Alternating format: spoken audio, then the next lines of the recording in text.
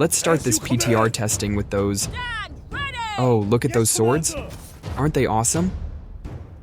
Just wait to see what they can do.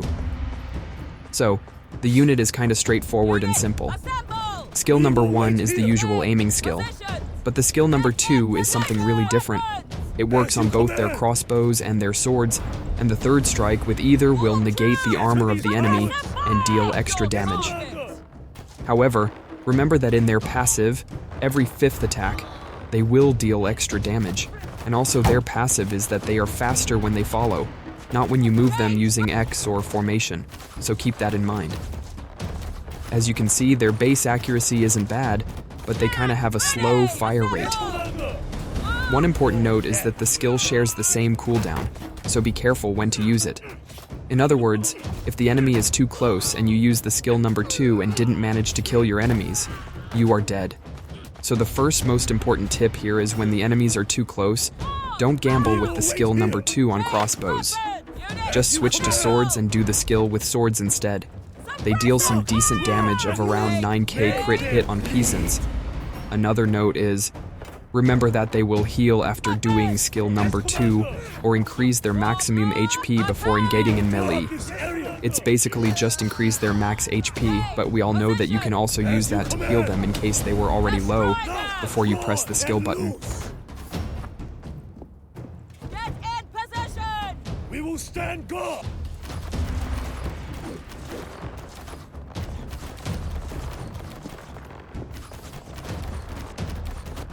Get in position! We will stand guard! Now! Roar and loose!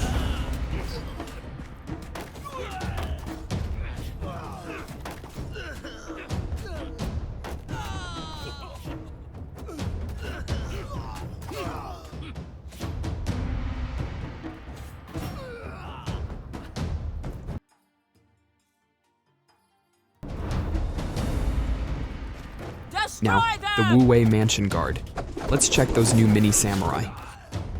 So, the skill number 1 is very essential. They will rush toward the enemy and do their thing.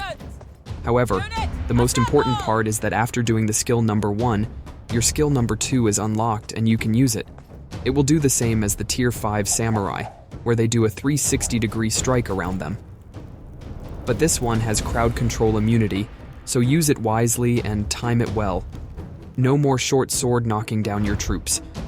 Just remember that you don't need to land the skill number 1 to actually use the skill number 2. In other words, if you feel an ultimate skill is coming from an enemy, you can quickly press the skill number 1, then number 2, to gain its CC immunity and completely negate the enemy skill or their knockdown.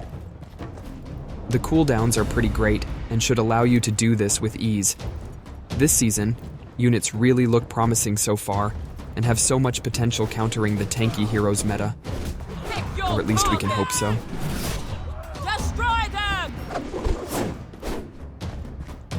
Warm up!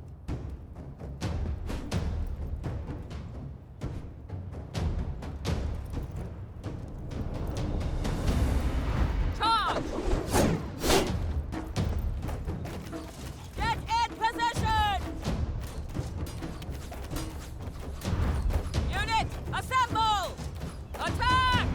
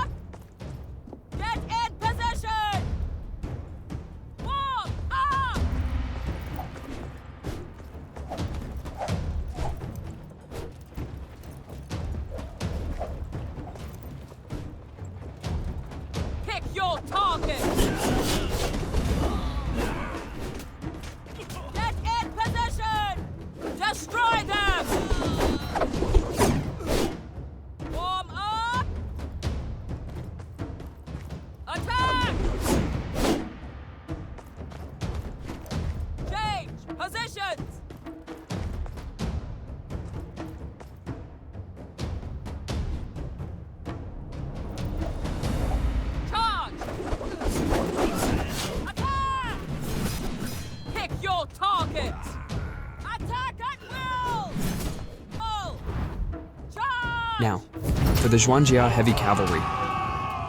First of all, their first node gives them a really powerful and neat passive. As you can see, the first engage they're gonna make, their normal attacks will look really cool, dealing extra damage. And the cooldown of that passive is 30 seconds, which might give you an edge over other cavalry in quick melee combats or while rushing archers. So, you have two options here. Either use both skills for a very powerful, devastating charge since their skill number 1 buffs the skill number 2, or if you want a more professional approach, you will charge with skill number 1, then counter any CC effect by timming the use of the skill number 2, since it gives 2 seconds of CC immunity. So no more ultimate skill stopping your charging cavalry. Or, you can go with the Kishig's approach, where you can go in with one skill and then come back with the other. I mean, imagine charging in and out, safe and sound, since the enemy hero couldn't stop your cavalry in place and massacre them all with his ultimate skill, because you timed your CC immunity.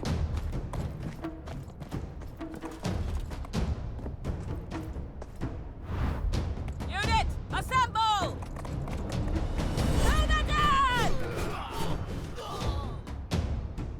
Form up!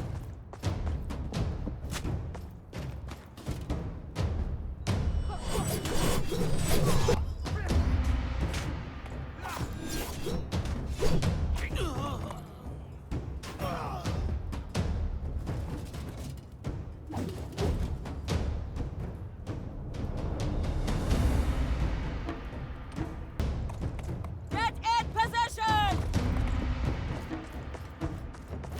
Attack!